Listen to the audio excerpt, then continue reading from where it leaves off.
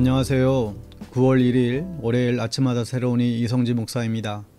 이제 9월의 첫날입니다. 가을로 들어서는 이 시기에 더 풍성한 은혜의 열매가 가득하길 빕니다. 오늘 묵상 본문은 에베소서 4장 1절에서 4절인데요. 1절 말씀을 봉독하지요. 그러므로 주 안에서 같이 내가 너희를 권하노니 너희가 부르심을 받은 일에 합당하게 행하여. 아멘. 여러분, 교회라는 말의 원어는 에클레시아입니다. 밖으로부터 부르심을 받은 사람들이란 뜻이죠. 우리는 하나님의 부르심을 받은 사람들입니다. 내가 예수 믿으려고 온 것이 아니라 주님께서 세상 속에 있던 나를 부르셔서 구원하신 것이죠. 그러므로 주님 안에서 갇힌 몸이 된 내가 여러분에게 권합니다. 여러분은 부르심을 받았으니 그 부르심에 합당하게 살아가십시오. 그러니까 먼저 부르심을 확인해야 됩니다. 내가 선택한 것이 아니라는 것이죠. 먼저 하나님께서는 우리를 교회로 부르셨습니다. 여러분들은 어떤 마음으로 우리 교회를 다니시나요? 어떤 마음으로 우리 교회를 선택하셨나요? 사실 나의 선택이 아닙니다. 하나님께서 부르셨습니다. 나의 선택이라고 생각한다면 쉽게 다른 교회로 바꿀 수 있죠. 조금만 기분 나빠도 바꿔버리면 됩니다. 조금이라도 문제가 생기면 옆 교회로 옮길 수 있습니다. 그러나 하나님의 부르심을 받은 사람은 어려운 일이 있어도 그 교회를 지키죠. 방배동 교회로 부르시는 하나님의 부르심을 여러분 확인할 수 있기를 바랍니다. 저도 올해로 벌써 이제 8년째 방배동 교회를 섬기고 있습니다. 솔직히 처음 몇 년은 갈등으로 인해서 교회를 떠나야 하나 이런 생각이 한두 번이 아니었습니다.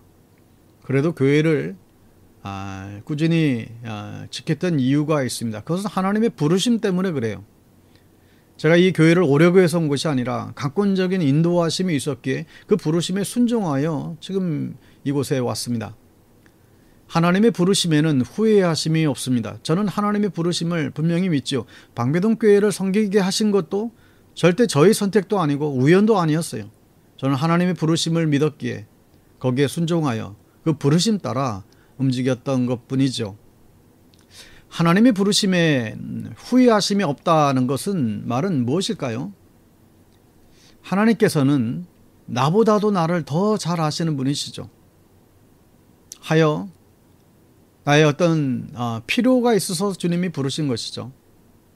그래서 하나님께서 부르시면 우리는 아멘 해야만 합니다.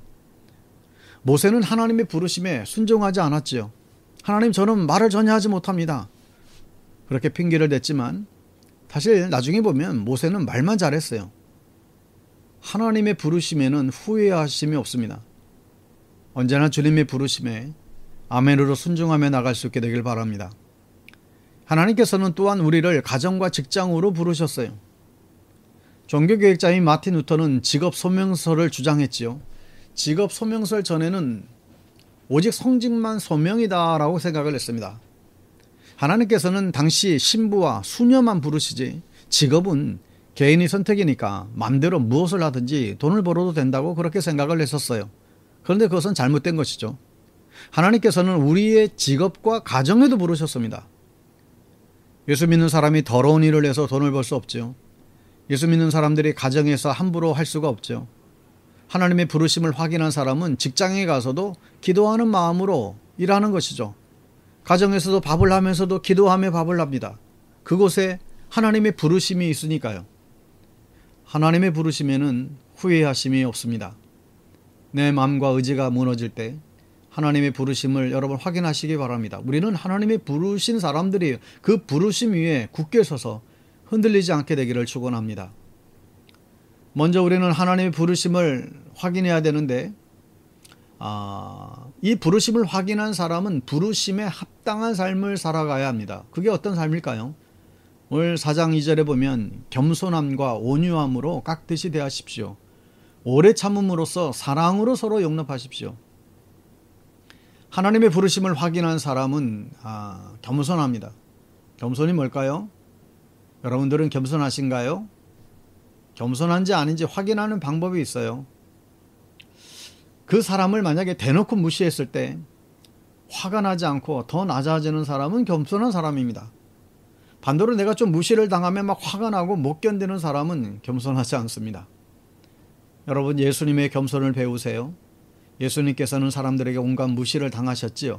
그래도 예수님께서는 화내지 않으셨어요. 자신을 향한 무시와 멸시를 묵묵히 견뎌내셨습니다. 억울한 일을 당하고 사람들에게 무시당할 때 우리 예수님을 생각하시기 바라요. 아무리 억울해도 예수님보다 억울하지는 않습니다. 예수님의 겸손을 배울 수 있게 되기를 바랍니다. 하나님의 부르심을 확인한 사람은 또 온유하지요. 이 온유함이란 무엇입니까?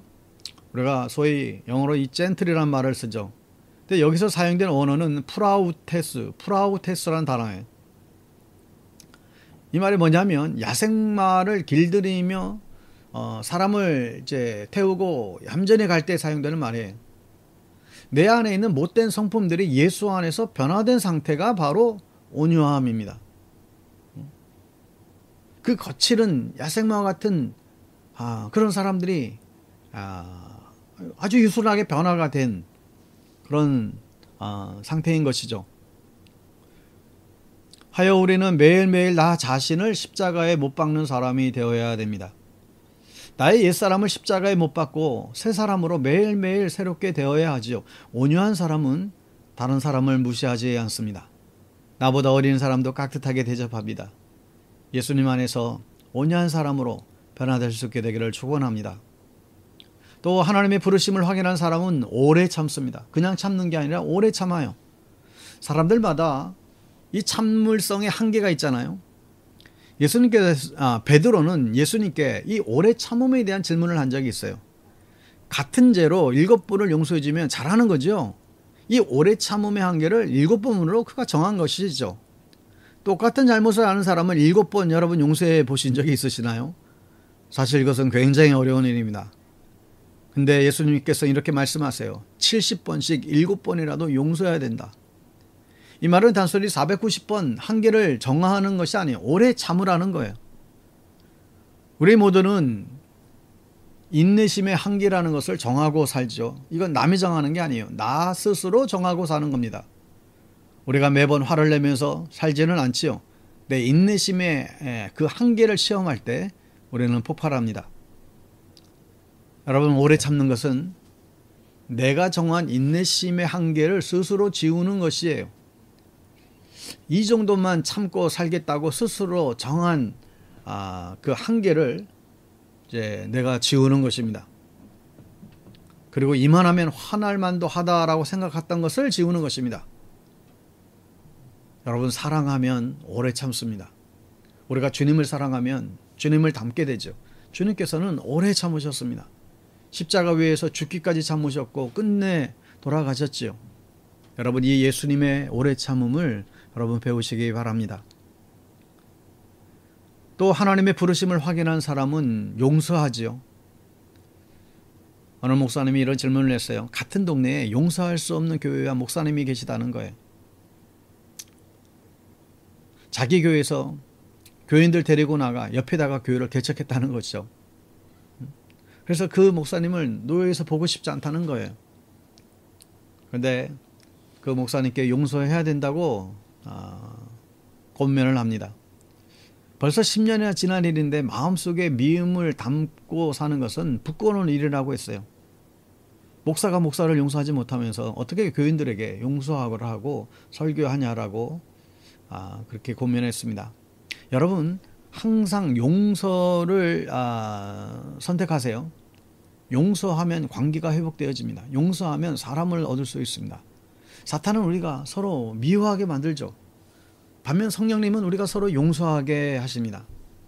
하나님의 부르심을 받은 사람은 하나님의 눈치를 봅니다. 하나님께서 무엇을 원하시는지를 생각하죠. 주인 되신 하나님께서 올바르 원하시는 그런 삶을 살려고 노력하게 됩니다. 여러분, 하나님의 부르심에는 후회하심이 없습니다. 오늘도 나를 부르신 그 하나님 아버지의 그 부르심에 합당한 삶을 살아가는 여러분 될 수 있게 되길 바랍니다. 샬롬.